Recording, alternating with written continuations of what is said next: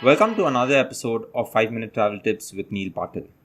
Today we are going to talk about a destination that is known for its cold desert, incredible terrain, monasteries all around, its unique culture and its beautiful lakes, and so many Bollywood movies have been shot here.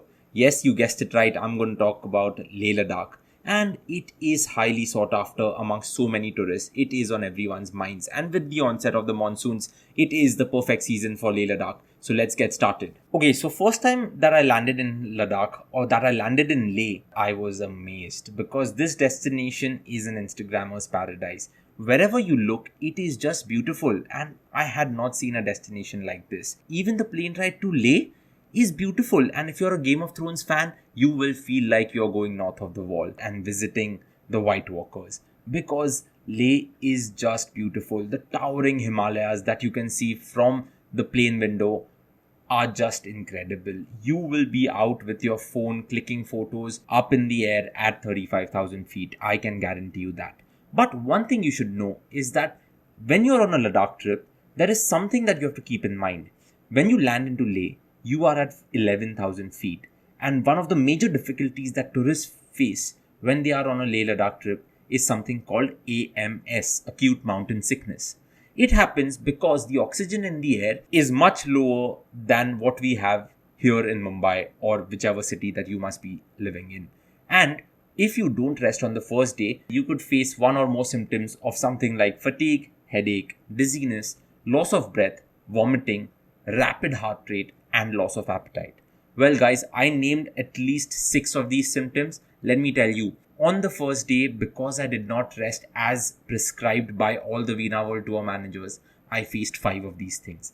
That is why, if you want to avoid acute mountain sickness, one of the best tips that I'm going to give you in this episode is that on the first day, just rest.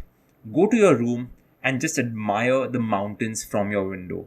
Do not come out, do not walk around because, yes, even if you're a fit person, your head's gonna start hurting. Another thing is that if you don't rest on the first trip, trust me, it will make or break your trip because I've seen many travelers who have not rested on the first trip, and that has just resulted in them having these symptoms that I just mentioned: fatigue, headache, dizziness, loss of breath, vomiting, and loss of appetite all through the trip. And imagine, even if you had one of these symptoms, your trip's just gonna go for a toss. So guys, first day you just have to rest no matter what. Another thing is that before you are going on to your trip, go to your family doctor and inform them that you are going to Leh where the oxygen levels are way lower. They will prescribe you the right medicines. Of course, there are many tablets that you will hear about more, but it is always better to consult your family doctor.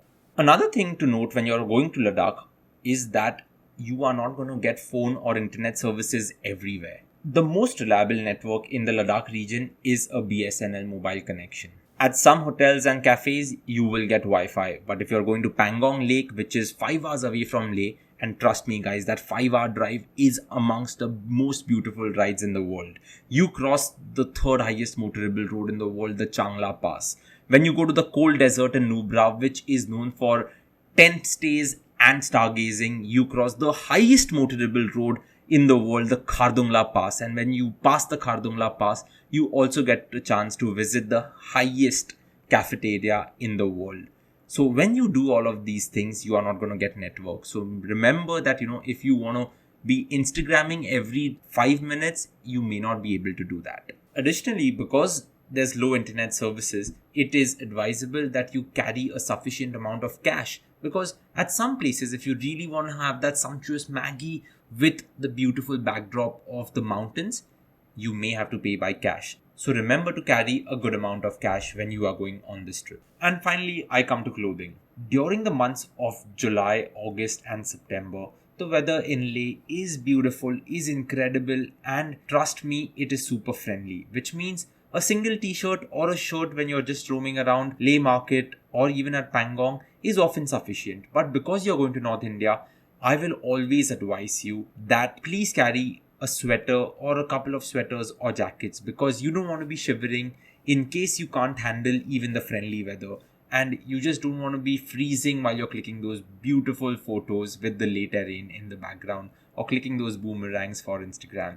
So make sure you carry a couple of jackets, but the weather is incredible, the lakes are beautiful, and Leh in itself is one of the best destinations you will visit in India, because my trip there a few years ago was as incredible as I'm pointing it out to be. So enjoy your trip north of the wall, have a great trip to Leh Ladakh, and maybe we might just meet there.